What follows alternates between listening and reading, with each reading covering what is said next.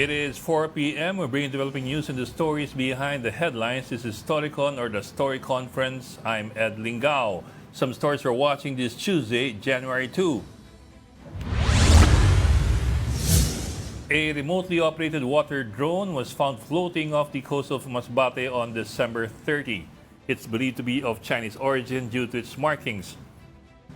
Authorities identified the device as an HY-119 drone used for communication, research, and surveillance.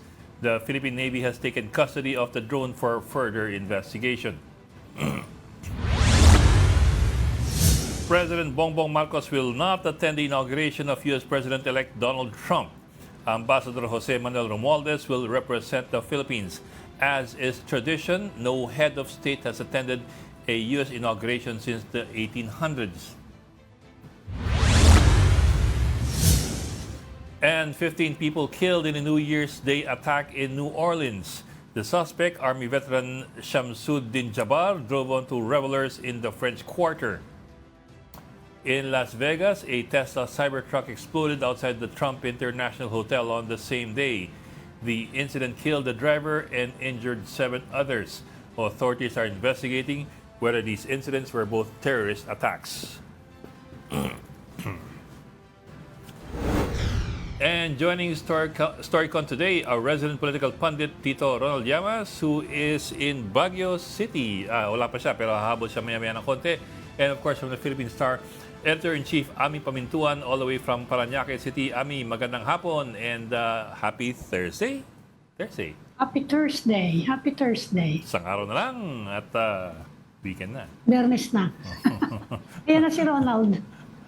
Nagpapalamig sa Baguio. Ayan si Tito Ronald. Asa ka? Ikaw ba'y nasa Cafe by the Ruins? Nakamute Ay, ka. nakamute ka. Ikaw talaga. Kamute. Oh, subukan mo ulit. Dito sa Giraffe Hotel, Ed, yung nakilala mo sa Manjamo restaurant dyan sa Makati. Giraffe Hotel. Siya rin yung may-ari nito. Oh, si Jun. Nakita daw kayo dyan sa Manjamo. Oh, Di ba Manja. mahina siya? Sa Di ba Manja. mahina dating na? Kamusta raw? Diyan siya ngayon. O sige, kamusta rin sa kanya? Kamusta raw, Ed? So you're now at the Giraffe Hotel in Baguio City. Bigla ka napunta ng Baguio City, Tito Ronald. Bigla ka kailangan magpalamig. Hindi ba masyado mainit ba yung masyado bang mainit ang buhay sa Metro Manila para sa iyo? Kailangan kong tumingin sa Gahanda para kawalan. sa init. Kailangan kong tumingin sa kawalan bago mangyari yung mga bakbakan ngayong January. Yan. Ayun naman pala. Naranasan mo na ba yun? Amin, tumingin sa kawalan? Naghahanda para sa init. Sa Batangas, maganda yan. Marami stars doon. Doon sa Nasugbu. Pag tumingin ka, mas maraming stars kaysa sa Maynila. Walang pollution eh. Ang ganda pakinggan, tumingin sa kawalan. In other words, Bago hindi. Malalaan na rin ang pollution dyan ngayon. Ano? Dahil in the next few days, battle lines are being drawn. May rally Yes. sa 13, may rally sa 18, may rally sa 25. okay. Nagsalita si Benny Abante ngayon. Sabi Sabi niya, he is confident of getting enough votes for impeachment of the Vice President sa House. Sa Senate daw, yun ang medyo malabo sila. At least honest sila, no? Well, may column today si Antonio Montalvan sa Vera Files, Antonio Montalvan IV sa Vera Files, quoting somebody from Makabayan Block saying that they've begun collecting already the 1/3. I don't know if they've already gotten the 1/3 of the House vote, pero they don't want to push it yet until they're clear kung meron silang 16 votes sa Senate. Yun na nga eh.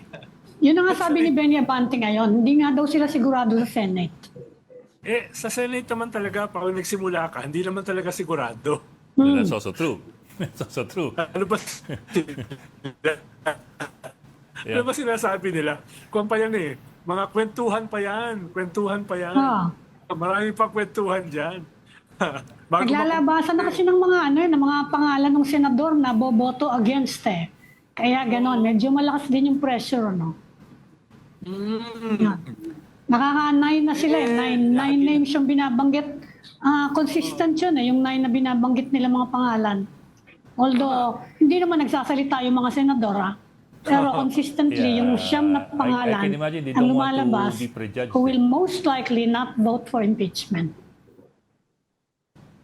Nung pa Kaya nga kay Chief Justice Corona, anim na senador, yung galit na galit din yung iglesia eh.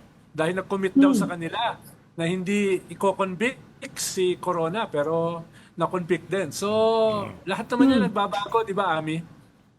Depende yun sa presentasyon ng case, di ba? Yun. Para yung parang you want to influence public opinion. Hindi, you want to influence public opinion para may pressure dun sa mga senador. Hindi kayo pwedeng hindi bumoto na based on the evidence. Di ba? So kung malakas yung ebidensya, medyo mahirap explain yon sa mga sa mga tao kung yung mga senador bakit ganyan ang boto nyo? Hindi ba? May magtatanong nun eh. Well, Tita Ami, it also depends in part dun sa presentasyon ng kung meron mang package na panligaw ang Malacanang. Kasi paano yung pinapahold na nga yung release ng mga pondo that's also part of it. Hindi naman tinanggal yung pondo. So the funds are still there. Now it will all depend on how they craft the rules and regulations and the guidelines. Moving forward, saka pinopropose nga yung for later release. Sabi ni former Senate President, di ba? Gawin declassify daw. Nakapareho nga nung ginagawa nung panahon ni Gloria Macapagal Arroyo. Delayed release yun. Pwedeng gawin yun ng Malacanang. Bok, I see, whichever way they want that impeachment to go. Bok, I see Yusek Magno already. Former Yusek Magno Yes, already nandiyan on Zoom. So we bring her in na. Sige. Kasi tinatawa-tawa na tayo ni Yusek. Mahirap. Nakakatakot dyan si Professor Magno pag naging impatient eh. Sige, sorry. Wag Yusek Magno. Professor Magno or Dr. Magno. Former Yusek ng Professor Finance. Magno. Maganda yung saying sa likod mo, Professor. Yan yung bagong mantra ko this year. Prof, let me start off with this. Kasi last week we talked to Yusek de la Vega ng DBM. Ang argumento nila ng DBM, ng Malacanang, kaya daw hindi unconstitutional yung pag-increase ng budget ng, for example, DPWH among others, kasama House and all that. Dahil you should be looking at the aggregate or the total NEP budget proposal, which is 6.3 trillion na hindi naman daw nag-increase ang Kongreso. Hindi raw tinitingnan yung per department, pero yung kabuuan daw ng budget proposal, yung NEP ng Malacanang, kung mag-increase ang Kongreso o hindi. At in this case daw, hindi yung nag-increase. So by that argument daw, hindi daw unconstitutional yun. Well, I'd like to ask you kung ganyan ba talaga ang kalakaran from before? Kasi dati naman nag-i-increase yung yung Congress ng NEP . So I'm wondering if there really is a ruling on that or a policy on that from before. Hindi, ang nakakatawa kasi, ang sinasabi nila na total budget lang, ang binibilang lang nila ay yung programmed appropriation part at saka yung automatic appropriation. May portion ng budget na tinatawag natin na unprogrammed appropriation at hindi nila yon binibilang. At ito yung palaki ng palaki simula nung 2023 na naupo ang Marcos administration. At ito din yung nakakatakot na kwento, no? Kasi yung mga priority projects na dapat nakalagay sa programmed appropriation, dun nila nilalagay sa unprogrammed appropriation. Tapos yung kanilang mga pet projects na mga pork barrel, yan ang pinaprioritize nila sa DPWH budget. So ano yung problema? Itong unprogrammed appropriation, palaki ng palaki, tapos itong Department of Finance ay nagkukumahog maghanap ng pera para pondohan yung unprogrammed appropriations na hindi nila binibilang dun sa total size ng budget. So ano yung ginagawa ng DOF? Yan yung dahilan kung ba't nila kinukuha yung 90 billion pesos ng PhilHealth, bakit nila kinukuha yung PDIC fund para mapondohan itong unprogrammed appropriation na sinasabi nila hindi kasama sa total budget. So yan yung malaking panloloko na maaaring questionin before the Supreme Court. Pero syempre marami pang elemento ng budget na talagang ka-question naman sa Supreme Court. So kahit sabihin pa nilang hindi nila pinapalakihan, ay marami pa rin tayong pwedeng tanungin. Pero, Prof, from the very start pa, ganun talaga yung bilangan? I'm sorry, I think it was Ronald. Pero Prof, from the start ba, ganun ba talaga is that really the way things were looked at? You look at, for example, you just look at yung programmed and yung automatic appropriations in toto and not on a per department basis? Ganun po talaga, ang tinitingnan ay yung total budget at kapangyarihan naman po ng Kongreso natin na i-realign yung mga items sa budget na yan. Pero dapat hindi nila nilalakihan yung budget. Ang position po natin, yung pag-define ng total budget, dapat na-factor in na rin yung unprogrammed appropriation. Dahil nung dinefine yung budget, nanggaling sa economic team, finorcast na rin yung potential revenue eh. So kung finorcast mo yung potential revenue dyan, ang mga ilalagay mo lang sa unprogrammed ay yung mga biglaang additional income ng gobyerno kung biglang may pinasa na bagong batas tungkol sa tax. Doon lang mapopondohan yung unprogrammed. So, di ba, parang pag inisip mo, gano'ng kalaki lang ba yan yung mga additional fund na makukolekta mo? Dapat dyan ilalagay yung mga hindi masyadong priority. Di ba? Sakaling may extra pera ka, ipondohan natin. Kung walang pera, okay lang, hindi masyadong significant ang impact sa ekonomiya. Pero kung dyan mo nilalagay yung airport mo, yung subway mo, yung bridge na magkoconnect sa mga island provinces mo, ay malaki yung epekto niyan sa ekonomiya dahil ang pinrioritize mo ay yung waiting shed, yung multipurpose building, yung flood control project. Kaya naman nire-reflect yan ng ating economic performance. So talagang kaduda-duda at kagalit-galit itong ginawa na budget ng ating pamahalaan. Professor Shelo, dagdag doon sa tanong ni Ed, sabi niya yung mga aggregates ba ay talagang isinasama dito sa total budget ng education. Halimbawa, yung Philippine Military Academy, yan ba ay talagang PNP. dating sinasama sa pagsuma ng budget? Yung halimbawa Local Government Academy, yung Philippine National Police Academy, no, yung Philippine Science, yan ba ay talagang dati lang binibilang as total ng education? Or yan ay style bulok? Pagpasensyahan nyo na, tawang-tawa talaga ako sa ginagawa na yan ng administrasyon. No? Historically, ang kinukumpara lang talaga ay yung budget ng DepEd at kumpara sa iba't ibang ahensya. Pero sige, pagbigyan natin. Dahil meron naman din talagang pondong iba na ibibigay sa educational sector. Pero paano natin yung i-analyze? Babalik tayo dun sa basic question. Ano ba yung problema na sinusolusyonan natin sa sektor ng edukasyon? Ito din yung tugon dun sa kasama sa SDG natin, 'di ba? Yung SDG number 4, inclusive and equitable quality education. Ano yung tinutugunan natin diyan? Na meron tayong 84 million out of school youth na mga kabataan, na merong mga ilang milyong kabataan na kakulangan ng kakayahan sa pagbabasa at pagbibilang, na ang mga estudyante natin, 1 out of 6 hindi nakakatapos ng secondary high school. So kung ito ang problema natin sa edukasyon, tumutugon ba dyan yung budget ng PMA? Tumutugon ba dyan yung budget ng Local Government Academy? Hindi ba hindi?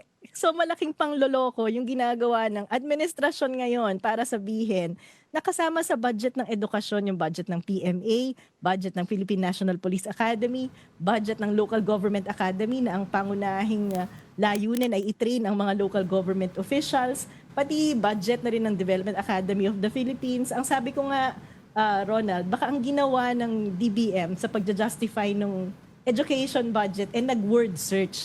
Hinanap doon sa GAA budget yung may salitang academy, college, at saka institute. Tapos inad lahat yun. Kaso may na-miss sila yung Philippine Judicial Academy. Ba't di pa nila sinama? Diba? Pero sa totoo lang, kung ipo-purge mo yan, tatanggalin mo yan, sige, isama na natin yung TESDA kasi continuous learning yan, diba? Kapag hindi ka makapunta ng college, magta-TESDA training ka. Sige, isama na natin ng mga SUCs kasi college education yan. Pero sa totoo lang, dapat hindi lang natin dito yung basic. Pag tinanggal mo lang itong mga kaduda-duda katulad ng PMA, Philippine National Police Academy, mas malaki pa rin ang infrastructure budget kesa sa education budget. Kaya kahit nagbawas pa ng 26 billion ang Pangulo sa DPWH, kaduda-duda pa rin itong sinasabing compliant na sa constitutional requirement na i-prioritize ang edukasyon sa ibang items ng budget. Kaya maaari pa rin niyang questionin before the Supreme Court. Professor, ulitin ko lang yung sinabi mo na dapat Department of Education lang if you're going to compare, di ba, DPWH yung isa, department lang yun eh. Dapat yung department din na education, not the sector. Dapat ang kino-compare. Sa previous, yun din ang pagkaintindi namin eh. Yung allocation ng DepEd, yun yung kailangan mag-comply sa Constitution, di ba? Yes. Yun yung ginagawa in the past, di ba? Linawin ko lang yun. Historically, ganun po yung ginagawang Yeah. comparison. Meron bang baka naman meron din public work sector na ikukumpara mo yung public work sector with the education sector na yan di ba? Sectoral, meron ba? Nangyari na ba yun? Nakakatawa yung accounting kasi nila, dagdag bawas. So sa education, dinagdagan ng lahat ng may ng academy at saka institute. Pero doon naman sa infrastructure sector, binawasan. Tinanggal yung farm to market road, tinanggal tong multipurpose building kasi yan naman daw ay tourism, agriculture, etc. etc. Tourism. So, di ba naglolokohan talaga tayo na dinadagdagan mo yung definition ng education tapos pinapilit mong pinaliliit yung DPWH sa pamamagitan ng pagbabawas ng mga items. So pag ginagawa mo yan, talagang nagpapalusot ka na lang. Prof, lahat ng road projects dapat under DOTR. DPWH. Road projects in Sectoral kasi, mahirap talaga i-define if we're going to talk about sector. Ano ba exactly yung sector? Ay, tama si Ed. Yung tourism, ano ba naman yan? Mag-overlap yan with local government, for example. Saka, of course, public works. Paano mo i-define yung sector na yun? Diba? Medyo magulo yung accounting dyan. Paano yun? Kaya ang suggestion ko, sige, kung gusto niyo i-broaden, balikan natin, ano ba yung problemang sinosolve natin sa education sector at nagko-contribute ba tong budget na to sa pag-solve ng primary problem sa education. Binibigyan ko na sila ng benefit of the doubt at konting flexibility dyan sa sinasabi nilang sectoral approach. Pero kahit na gamitin mo yung sectoral approach na yun, ay hindi papasok yung budget ng PMA, Philippine National Police Academy, Local Government Academy, dun sa definition na yun. Baka yung PCOO pwede rin idagdag dahil educational naman ang media. Oo, nagbibigay sila ng assistance, 'di ba? Sa yung sama na rin natin yung PAGCOR, nagbibigay din sila ng budget sa education, 'di ba? PIDS, Philippine Institute for Development Studies. PIDS, May institute 'yun, may study pa 'yun. Prof, may binanggit si Secretary Recto nung signing ng national budget. Ang sabi niya, yung mga natanggal naman sa yung mga natanggal naman sa iba na department ay pwede namang ma-supplement pag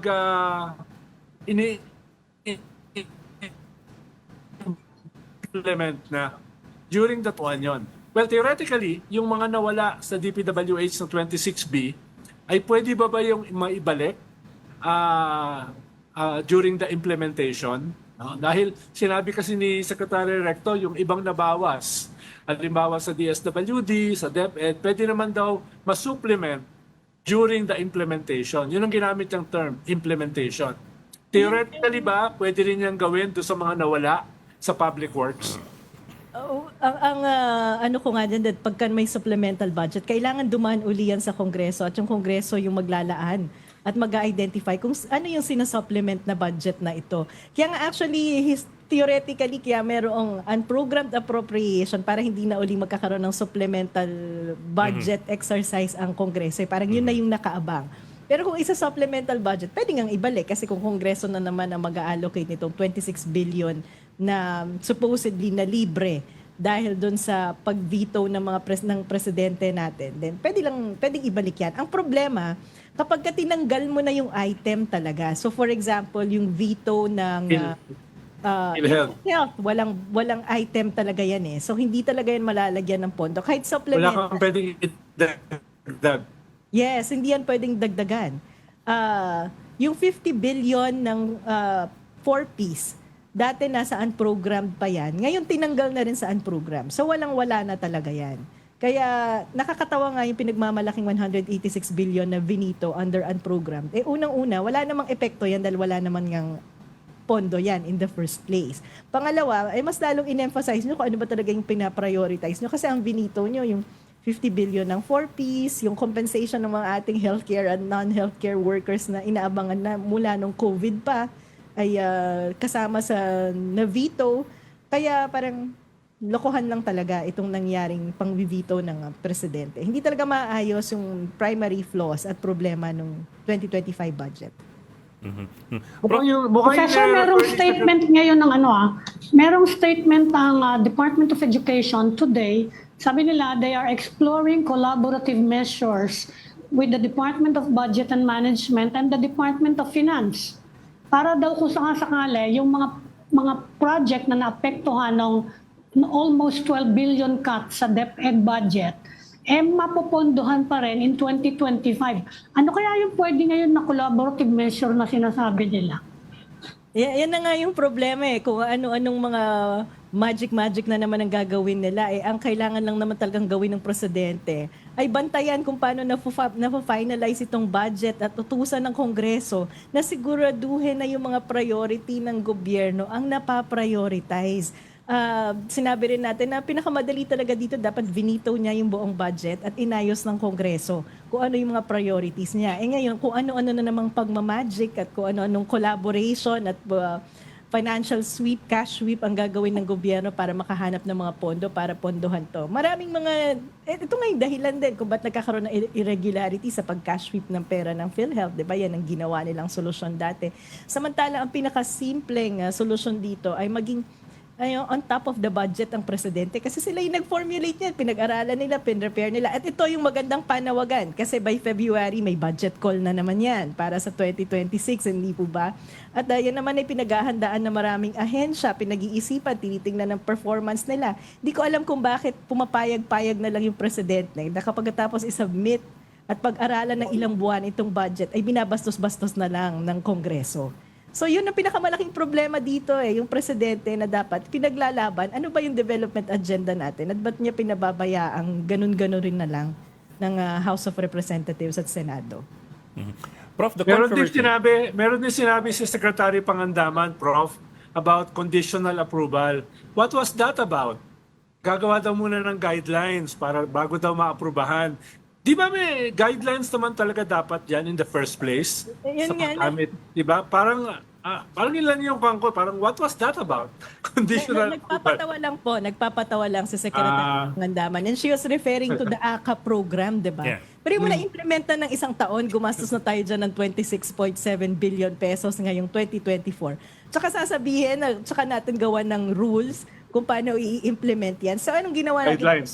Anong ginawa natin sa 26.7 billion? Sinayang lang natin for 2024. Kaya nga may panawagan ako dyan na magkaroon tayo ng people's audit, public audit doon sa AKAP fund na ginastos ng 2024. Ilabas natin yung listahan na yan, yung lahat ng mga pangalan ng mga taong tumanggap ng pera at magkano yung tinanggap nila para magkaalaman na.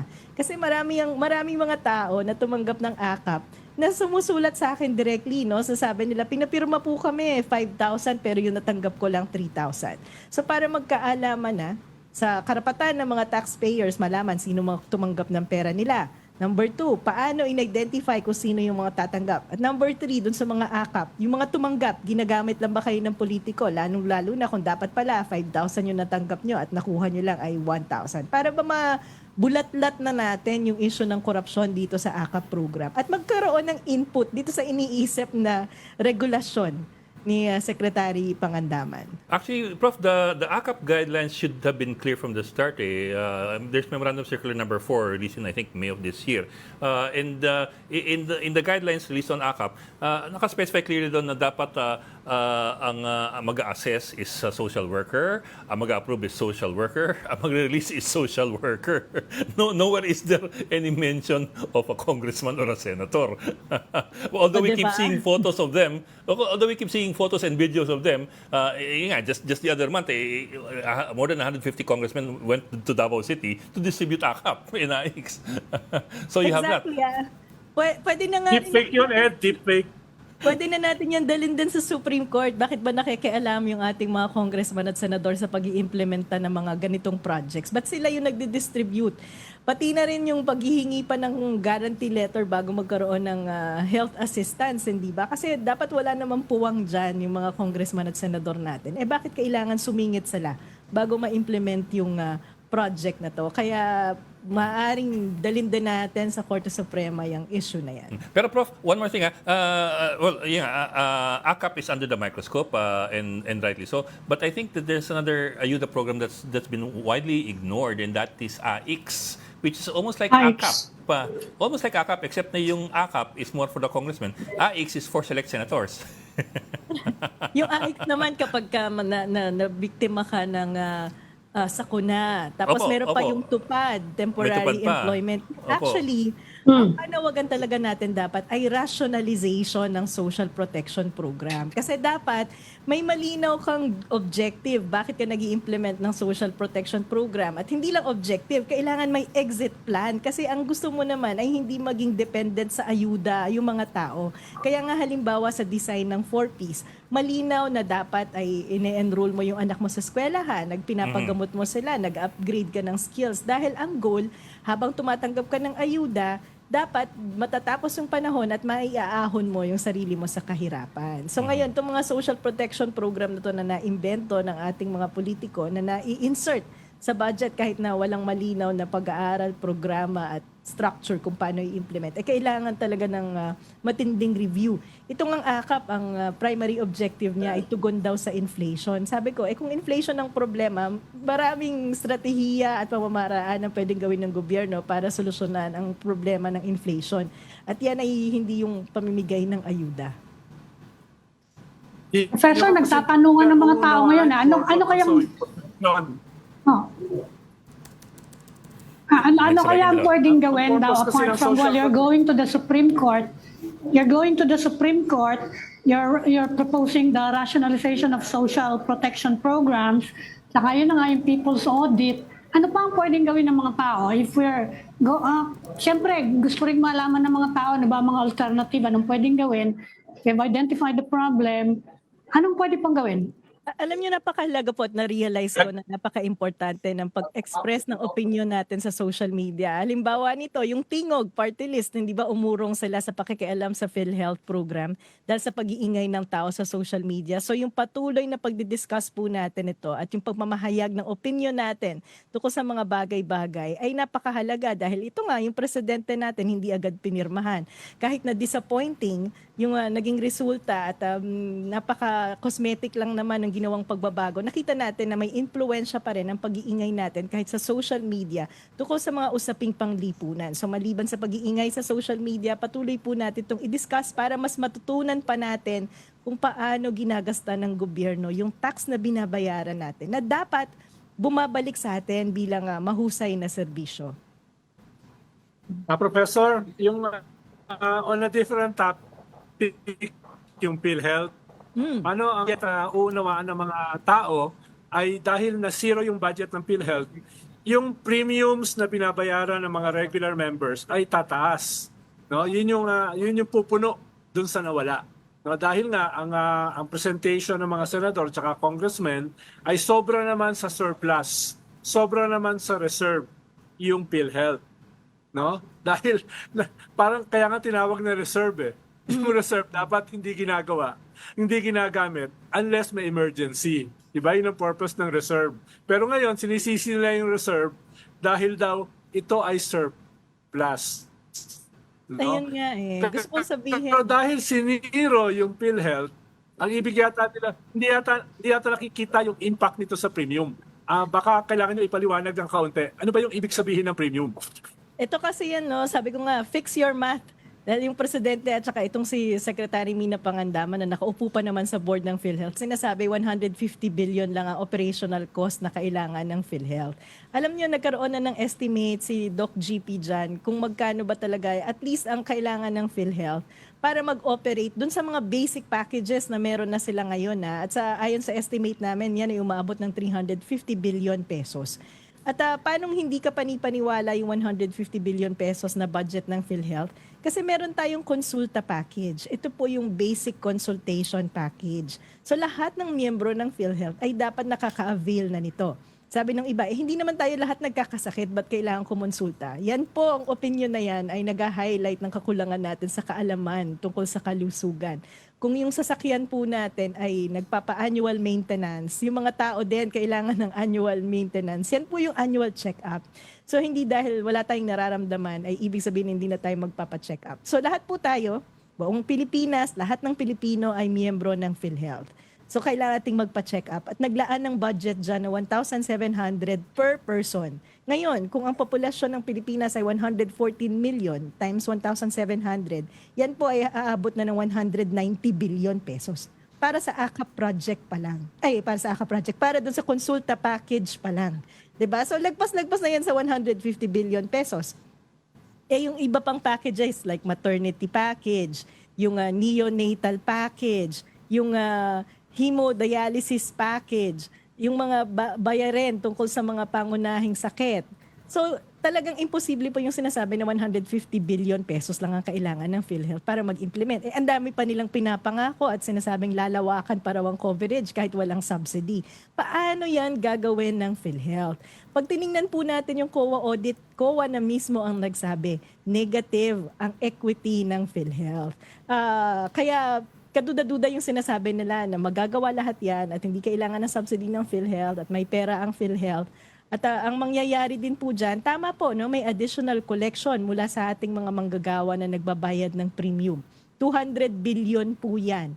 Ang ibig sabihin po niyan, tayo mga manggagawa ang mananagot ng lahat ng gastusin ng PhilHealth, pati na rin yung premium ng mga kababayan natin na hindi kayang magbayad ng premium. Alam niyo po kasi ganito yung pag-function ng insurance. Lahat nagbabayad ng premium.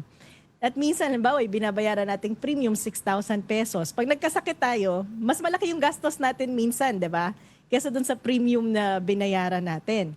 Minsan naman, hindi tayo magkasakit, pero nagbabayad tayo ng premium. Ang nangyayari po dyan, yun ang tinatawag na pooling. Yung contribution mo ay nandun na sa pot ng pera na gagamitin para bayaran yung gastusin ng mga taong bayan na magkakasakit.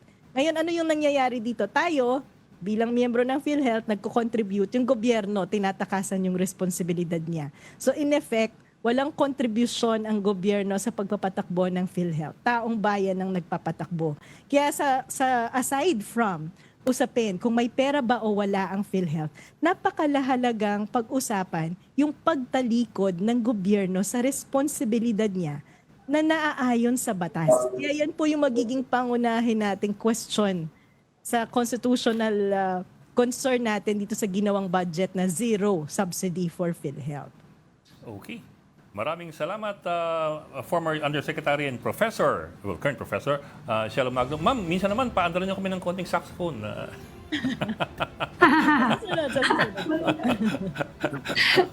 Thank you, We would like to have you again Professor. soon. So, Salamat, maraming salamat Prof. po for joining us Happy this New afternoon. Year. Ingat po. Bok, also joining us this afternoon is Undersecretary Orlando Toledo of the Budget Department. He is with the DBM's Budget Preparation and Execution Group. Welcome to the Storycon, Yusek Toledo. Yes, thank you very much, Ed. And yes, magandang hapon sa ating lahat. Magandang hapon po, and thank you for joining us this afternoon. We know you're very busy, but I'll go straight to the point, sir, and start off with this question. Kasi the President said that there will be conditional implementation of several points in the approved budget, including yung AKAP program, yung pagbigay ng ayuda. And he's also bringing in NEDA and DOLE to come up with the guidelines on the distribution.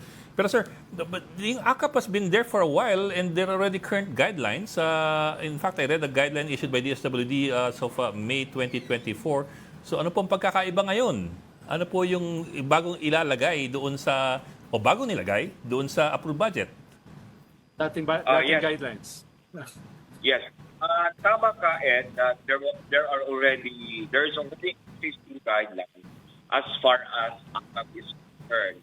But this time, given that there is a big condition implementation siya ngayon, right now we are looking at, kumbaga, inaano natin ito sa convergence program of the national government. Wherein, right now, we are including the DSWD, DOLE, and NEDA to prepare the policies and guidelines for this. So this ensure alignment with the Philippine Development Plan. Of course, optimize the budget utilization through the streamline the policy selection process and address, of course, potential overlap, duplication. So, yun yung siguro ang pagkakaiba ng unang guidelines in 2024 as compared to 2025. So, sir, if you don't mind, sir, that does sound pretty generic o medyo very broad po yung pagkakapaliwanag niyo. I'm wondering po in particulars, in specifics, ano po yung pagkakaiba ngayon sa gagawin nilang bagong guideline? Kasi when I looked at the DSWD guideline on AKAP, medyo very specific na po siya. Kung sino mag-aaproba, sino mag-assess, sino mag-release, lahat po yan social worker. Actually, wala nga politiko dun sa sa memo Memorandum Circular number 4 So, in particulars po, ano kaya yung talagang pangahawakan ng taong bayan? Additions. Specifics. Sa ngayon nga po, as mentioned to you, i-revise nga po yan together with NEDA, DSWD, but right now we don't have yet a specific guidelines curated right now because that is subject for discussion by these three department agencies as part of our convergence effort. Okay, that to sabi ko nga rin, to ensure the alignment with the Philippine Development Plan. Of course, optimizing the budget utilization potential over of the siguro ang titignan lang dito sa tingin ko, as mentioned to you, is yung mga titignan kung may duplication for other implementing programs that DSWD is implementing and with other departments. Yusek, may isa pang conditional implementation daw, yung mga dinagdag ng BICAM dun sa budget proposal under the National Expenditure Program ng DPWH. Ano po ba exactly ang ibig sabihin ng conditional implementation dyan sa mga public works projects na yan? Okay. Actually, just to give siguro muna ating veto na i-approve ng Presidente, pinirmahan. Dalawa po yung tatlong klase. Even for yung isa is direct veto at saka conditional implementation. Okay. Conditional implementation may be in two forms. That is requiring the issuance of guidelines and two, imposing compliance with the specified conditions, including compliance with pertinent laws and policies. So, yung po rules and even the rules and regulations. Marami po siyang nakasama po na programa po ng conditional implementation as far as DPWH po. Basically po, for DPWH, yung kanilang special provision of the special provision po ng DPWH under Basic Infrastructure Program. Okay. Yusek, I have one more question. Yusek? Sige. Ronald, mauna ka. Tatanong ko lang, Yusek, theoretically ba, under dito sa conditional implementation, yung existing guidelines ay pwedeng totally ma-overhaul at saka mabago? May ganun pang possibility dito sa conditional implementation dahil sabi niyo kasi gagawa ng mga bagong guidelines. So theoretically ba yung lumang guidelines ay pwedeng mawala? Ikalawa, ang ibig sabihin ba ng conditional implementation, may possibility na yung project ay ma-reject? No? May ganung bang possibility dyan? No, kung halimbawa, dahil ibig sabihin ng conditional. So, theoretically ba, pwedeng yung project ay hindi ma-implement or totally ma-reject? Not necessarily po, kasi subject na po sa additional requirement from the existing guidelines po ng CAP 2024. So, basically po, may ililit po ito, kaya lang sa subject lang natin po, additional requirements or decisions that will be kumbaga curated or rather gagawin po ng DSWD, DOLE, together with NEDA. Okay, Yusek, if I may, I'll go back to the AKAP program. I'm wondering lang kung paano pagkakasulat ng AKAP doon po sa approved budget, considering na in-announce ni Senator Grace po earlier sa BICAM na napagkasunduan nila na may hatian na 5 billion for the senators and 21 billion for congressmen to use the AKAP. I'm wondering how that was reflected, if it is reflected at all, in the approved AKAP budget. Meron ho bang ganong paghihimay kung sino ang may power to refer doon sa two chambers or nothing at all? How is it worded po doon sa budget? Okay. Doon sa word na ating AKAP, kalagay po dito sa programa ng AKAP, sabi dito, the AKAP intends to address significant strain posed by the rise of inflation on the financial capacity of those who earn less than minimum wage. Opo. Okay? Yun ang nakalagay dyan. Tapos, wala pong nakalagay kung kanino po ang allocation. Is allocated for Congress or po allocated by... Wala pong nakalagay dito po. Okay. So, paano po yun? Yun ba'y pag-uusapan sa guidelines? Kasi yun ang napagkasundo nila sa BICAM at yun pang in-announce by no less than Senator Grace po very, very publicly. So, I'm wondering po kung ano yung usapin doon sa puntong yun. I mean, I'm sure everybody's wondering that now. Siguro po ang ano dyan is, kasi wala po nakamention dito po na how much is allocated for Congress, how much is allocated for Senator, Senate. So, ang mayayari na po dito, ayusin po ito ng pag-ahensya ng gobyerno para maiwasan po yung pagkakamali na nangyari moving forward. Hindi gaya po dati na sino-sino lang ang pwede rin tumanggap ng o mamigay. So, ito po ay titingnan kung mabuti po. Paano po ito mabuti? Okay. Yusek, hindi pa rin nawawala yung yung concern ng mga tao na gagamitin siya for gagamitin siya sa yun ang concern ng mga tao. It will be used for the election campaign. Kaya may suggestion si former Senate President Franklin Drilon dahil dati rin naman yung executive secretary, nakakaintindi siya ng galaw ng mga pondo, Malacanang to Congress. Ang suggestion niya, i-classify na lang yung mga ganyan, yung mga pork, yung merong nature na pork barrel sa budget, na gawing for later release, i-classify, pwede naman daw yon para hindi magamit, siguraduhin hindi magagamit for the campaign. Ano po yung masasabi ninyo being a budget undersecretary sa ganyang proposal? Okay. As also, dito sa ating, kumbaga, veto,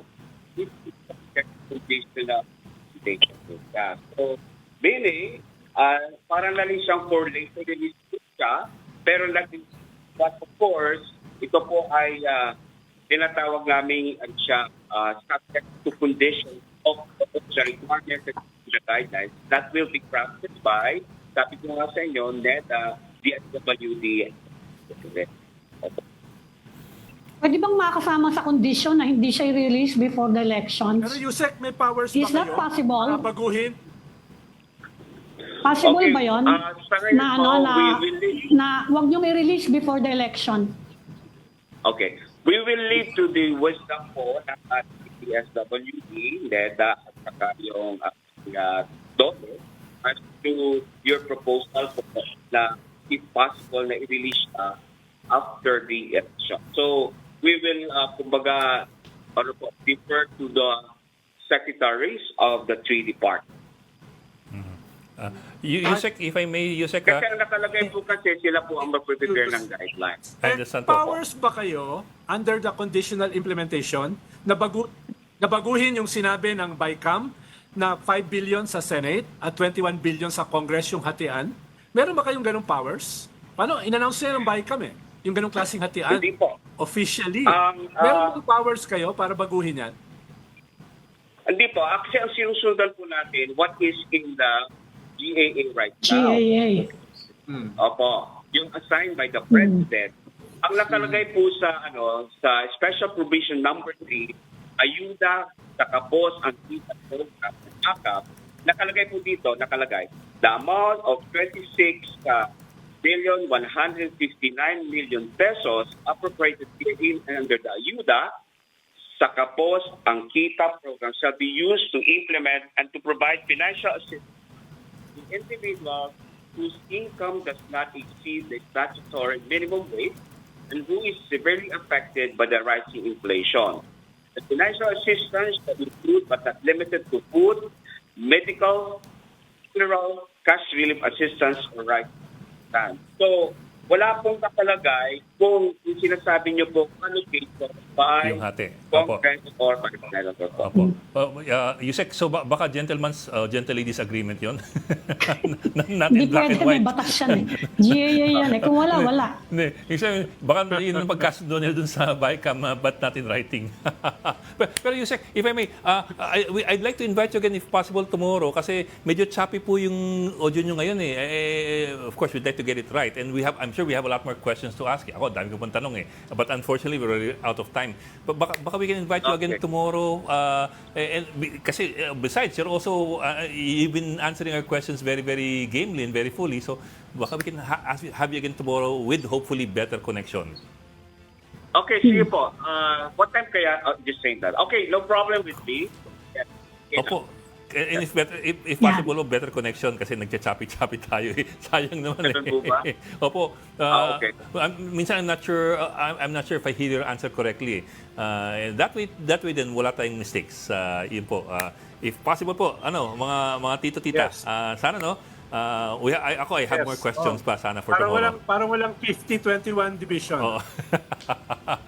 Okay, Yusek, maraming salamat po. That was Budget Okay, Undersecretary welcome po. Rolando Sige po. Toledo. Kasi po, we're going already overtime. Thank you, sir. Thank you, We'll see you again Yusek. tomorrow. Maraming salamat. Okay. Sorry po kasi we're already overtime eh. But hindi kasi medyo nagcha-choppy eh. So baka we can have a better Bukas connection ulit. tomorrow. Oo. And do follow-ups and have more questions. Ako okay lang na choppy ako. Ako okay lang. Hindi ko naman. Na-choppy. Masyado ka naman drama. So mamaya ron, nasa Cafe by the Ruins ka? Talaga naman, talagang you're reliving the ruins of your childhood. Of my heart. Of your The heart. ruins of my heart. Naku, may mga ganun panghugot. Okay, maraming salamat for joining us today. Aming pamintuan ang bossing ng Philippine Star and Tito Ronald Llamas kung ang taong maraming ruins daw ang kanyang puso. Ruins. Just to get more for the Storycon, I'm Ed Lingao. We are One News, all sides, all the time. This is the Story Conference Group or the Storycon Group.